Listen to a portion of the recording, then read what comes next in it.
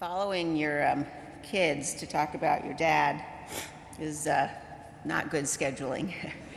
But distinguished guests, presidents and vice presidents, dear friends, my mom and Mary and I and our families thank you for being here to honor the good and great man we loved so much. A few years ago, reflecting back on nearly 40 years in public service, Dick Cheney said this: "The path I had traveled was partly due to the circumstance of my birth. Not that I had been born into a powerful or privileged family, I wasn't. But I was born an American, a blessing surely among life's greatest." My dad thought deeply about what this blessing meant, about the duties it imposed. Shortly after he became Secretary of Defense in 1989, he described departing from the Pentagon.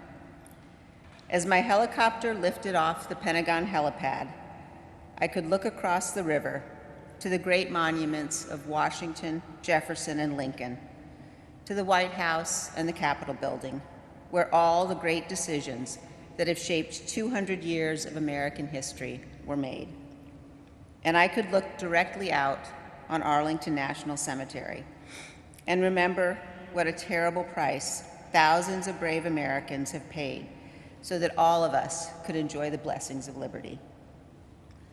My dad's devotion to America was deep and substantive. He spent his life studying the history of our great republic.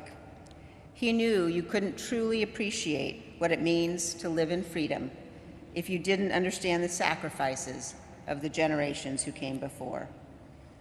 And he made sure that his children and grandchildren understood this too. When Mary and I were little, my dad would load up our station wagon on the weekends to take us to visit Civil War battlefields.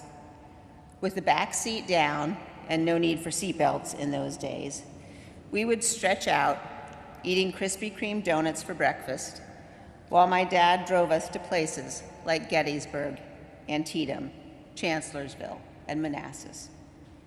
To be clear, even with the donuts, Mary and I were not enthusiastic participants in these outings. As you might imagine, Dick Cheney read every word of every sign at every battlefield, museum, and national park he ever visited. When you're 5 or 6 years old, this is not your idea of a good time. Mary and I usually moaned and groaned about how long he was taking, and Dick Cheney ignored us. And he just kept reading the signs. He didn't lecture us or demand that we read anything, but we pretty quickly realized no one was going anywhere until he got done. And so we figured we might as well start reading the signs too. And what an education we got. That was the thing about Dick Cheney. He wouldn't force his opinion on you or demand you do things his way. He might not share his opinion at all if you didn't ask.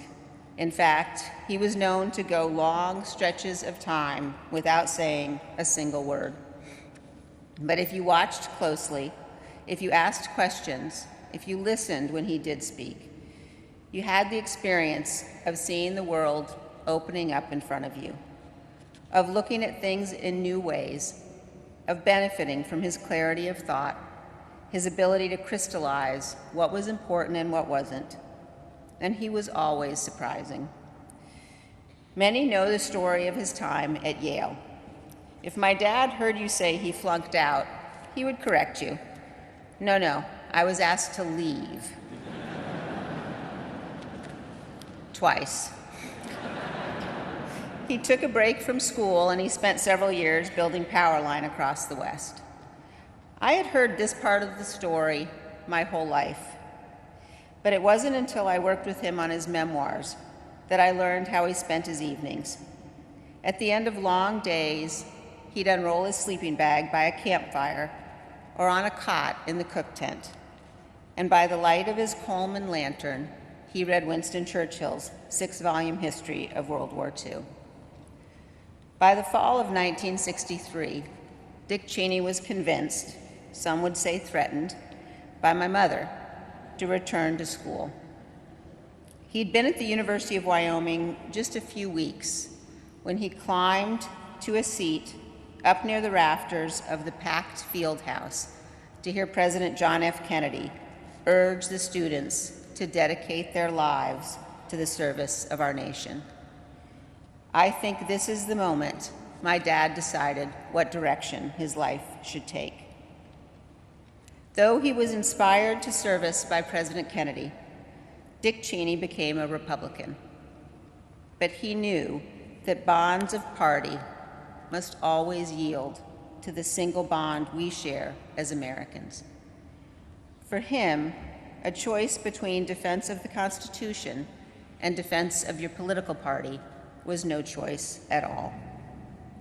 When he was vice president, he wrote in this letter to all of his grandchildren, "As you grow, you will come to understand the sacrifices that each generation makes to preserve freedom and democracy for future generations.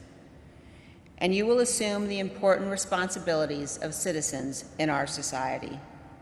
I ask of you as my grandchildren what I asked of my daughters, that you always strive in your lives to do what is right." In the last few years, God gave me one of the greatest blessings of my life, the gift of time with my dad. We spent hours sitting by the fire at his house or mine, watching football and old movies. We went to grandkids' games and matches, and we hit the road again, this time with me in the driver's seat. Now, let me be clear, he did not like my driving. And in his defense, I had wrecked far too many of his cars over the years for him to be happy with this arrangement. But we reached an accommodation of sorts. My dad agreed to let me drive if I agreed to let him choose the music.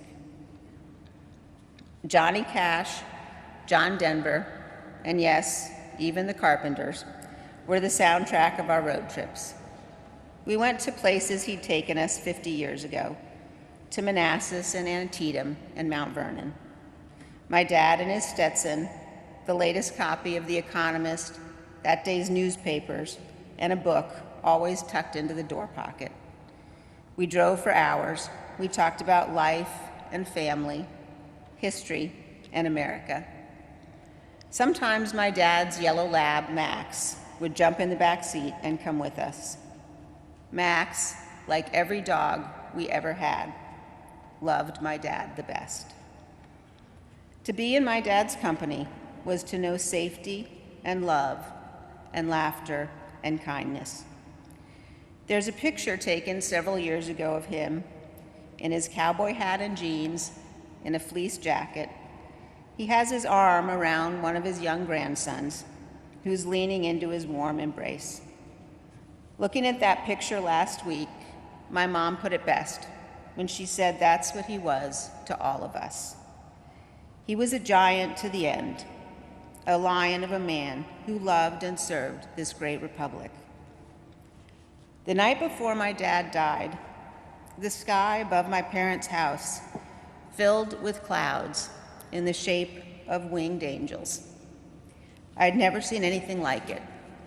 It seemed indeed that angels and archangels and all the company of heaven had come to watch over him. As my dad left this earth, his last words were to tell my mother he loved her. And now, all of us who loved him so dearly say to him, "Good night, sweet dad. May flights of angels sing thee to thy rest."